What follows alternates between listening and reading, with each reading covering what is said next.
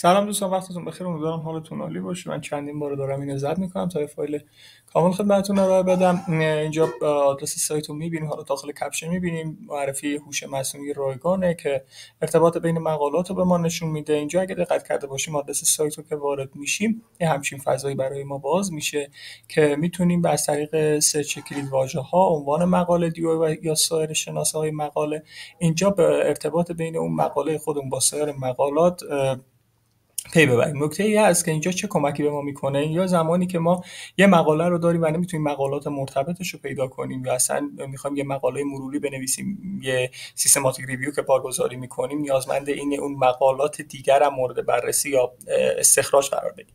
اینجا که هست من از قبل یه عنوانی رو مثلا انتخاب کردم، این عنوان رو میام پیست میکنم تو اون کادری که هست، بعد ساخت گراف رو میزنم. ساخت گراف رو که زدم یه صفحه این موردی واسه ما باز میشه که اگه ما بخوایم پی دی افش در دسترس باشه میتونه دانلود کنه و پی دی افش رو همینجا میتونید دانلود کنید. دسترسی مقاله از طریق پابمد و گوگل اسکالر که دیوش کجا پابلیش شده و مواردی که از سمانتیک اسکالر رو میتونیم اینجا داشته باشیم. و این هدف اصلی ما کانکتد پیپرزه که ببینم ارتباط مقالات رو میخوایم چجوری به دست بیاریم.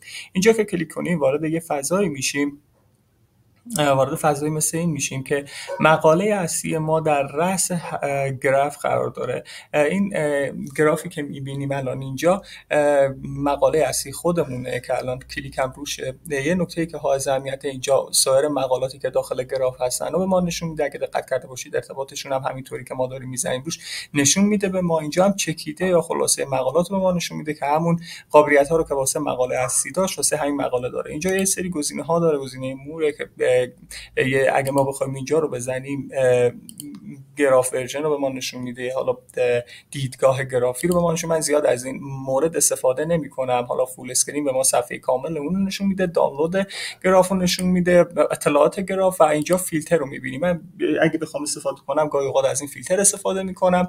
اینجا میگه مقالاتی رو که میخوای بر اساس پی دی اف در دسترس باشن، اوپن اکسس باشن، یا محدوده زمانی رو که میخوای از سال چند تا سال چند باشه، چون تعداد مقالات کاهش پیدا میکنه هر چقدر ما محدوده زمانی رو محدودتر کنیم.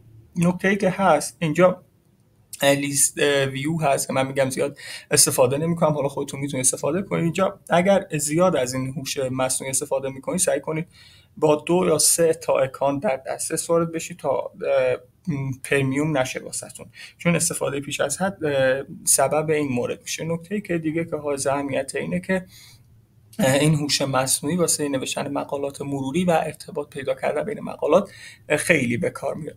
امیدوارم مفید بوده باشه و روزتون بخیر و خدا